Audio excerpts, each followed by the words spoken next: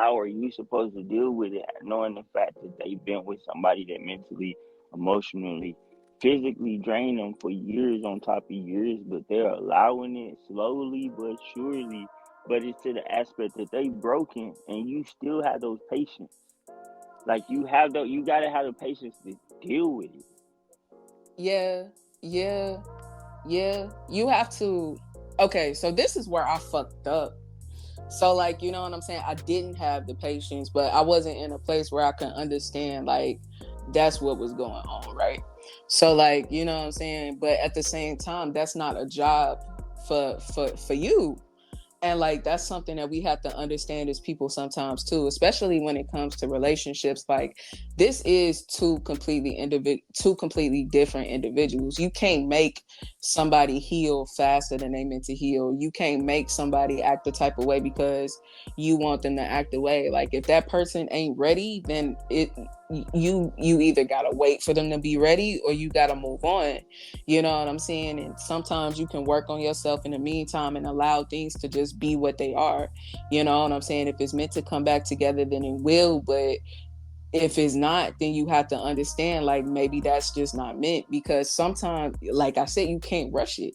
It might feel right. It might feel like that right person. It might feel like all of that. But you know what I'm saying? Like that's that person's work that they got to do. The same way how we as individuals have things that we have to heal, because like I said, we done been through trauma too. We've been through things too. It might not be the same as that other person. It might not manifest the same ways, but we sometimes we try to take responsibility for other people's trauma when it's not ours to take responsibility for. And that's a slippery slope when you get into relationships, because that trauma that person experienced is theirs. Now you can be there for them and support them, but it's not your job to, you know what I'm saying, take complete responsibility for it. Now, if this person has been through X, Y, and Z, and their way of doing it is of dealing with it is becoming cold, becoming distant, shutting you out, verbally abusing you, hitting you, talking to you, that's no excuse for how you getting treated at the end of the day. Because at the end of the day, you have to take responsibility for how you get treated and how somebody makes you feel. If you're not getting what you need out of a dynamic, then you shouldn't be there. And if you love yourself, you should not be there.